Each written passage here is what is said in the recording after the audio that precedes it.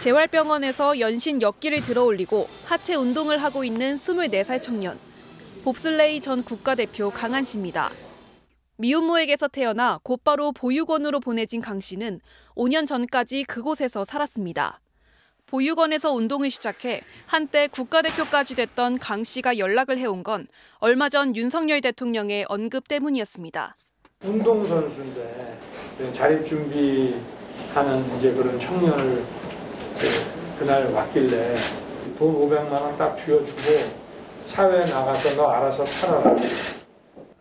윤 대통령이 언급한 운동선수가 바로 자신이었다는 강 씨.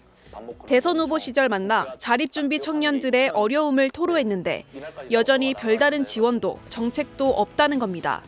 사안을 말하고 하니까 이건 어른 세대로서 잘못됐다 하면서 차후에 정부에서 지원을 해주겠다라고 약속을 했는데 달라진 건 없네요. 강 씨 역시 5년 전 500만 원만 들고 보육원을 나섰습니다.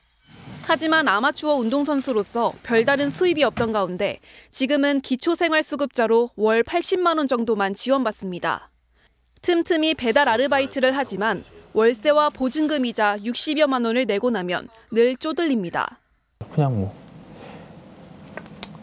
하루 한 끼 먹고 체력적으로도 힘들고 살도 많이 빠지고 이제 운동 중단한 상태로 지금 제가 7kg 정도 빠졌어요. 2017년 5월부터는 자립준비 청년들에게 월 35만 원이 추가 지원되지만 그 전에 시설에 나온 강 씨에겐 해당되지 않습니다. 비인기 종목이라 실업팀에 들어가기도 벅찬데 경제적 어려움에 부상까지 겹쳐 강 씨는 선수 생활을 잠정 중단한 상태입니다. 운동만 할 수 있는 여건이 안 만들어지다 보니 이게 꿈을 포기해야 되는지 아니면 저도 막막하더라고요. 국가대표 출신조차 힘겨워할 정도로 자립준비 청년들의 홀로 서기는 쉽지 않습니다. 생활고와 외로움에 시달리는 데다 경제적 관념이 부족해 피해를 당하기도 합니다. 아무것도 모르는 상태에서 나이만 되니까 비슷하게 서로 사기도 당하고 빚도 있고. 자립준비 청년들의 월 평균 소득은 최저임금에도 훨씬 못 미쳤고 실업률과 비정규직 비율도 높았습니다. 절반은 극단적 선택을 생각해 본 적이 있었습니다. MBC 뉴스 김현지입니다. 보육원에서 자라다가 막 사회에 나와 홀로 서기를 시도하던 청년들이 잇따라 세상을 등지는 일이 있었습니다.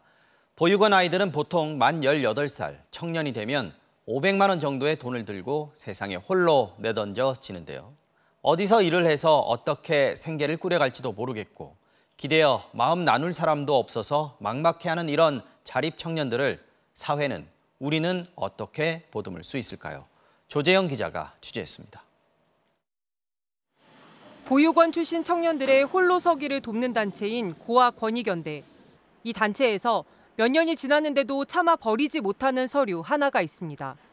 이름 이지우, 1993년생. 작성 당시 26살이었습니다. 사는 곳은 명동의 한 고시원.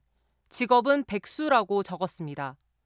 순간적으로 발작을 일으킬 수 있는 뇌전증을 앓고 있어 일하기가 어려웠습니다.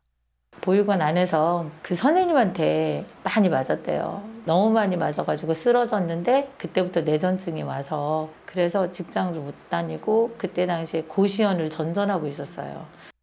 지우 씨의 수입은 기초생활수급비 75만 원이 전부였습니다. 고시원비로 매달 30만 원을 내고 남은 돈으로 생활비를 썼습니다. 경제적 도움이 필요하냐는 단체 측의 질문에 지우 씨는 그보다도 외로움이 힘들다며 다른 부탁을 했습니다. 다른 거 다 지원 같은 거 필요 없고 한 달에 한 번씩 자기를 만나서 놀아주는 거, 시간 보내주는 거. 그렇게 인연이 시작된 지 1년여 만인 2019년 12월 돌연 지우 씨와의 연락이 끊겼습니다. 수소문 끝에 지우 씨가 평소 다니던 병원에 최근 진료 보러 온 적 없냐 물었더니 병원 측은 시신으로 왔다고 전했습니다. 병사인지 혹은 극단적 선택인지 여러 기관에 물었지만 끝내 듣지 못했습니다. 사인이 뭐냐, 이제 경찰서에도 주민센터에도 의뢰를 했죠. 그랬는데 연구자가 아니기 때문에 말을 해줄 수 없다는 거예요. 흐릿한 사진 속 지우 씨는 세상에 없는데 국가 시스템이 그의 행방을 어떻게 기록하고 있는지는 알 길이 없습니다. 매년 2,000명 넘는 아이들이 만 18세가 되면 보육시설을 떠나 최소 500만 원의 지원금을 들고 홀로서기에 나섭니다. 하지만 지난해 실태조사에서 이들 4명 가운데 1명꼴로 연락이 두절된 것으로 파악됐습니다. 희망하면 만 24세까지 시설에 머물 수도 있지만 그때까진 자립 정착금과 수당을 받을 수 없습니다. 이들의 정서적 어려움을 도와줄 전담 상담 인력도 전국에 120명뿐입니다. MBC 뉴스 조재영입니다.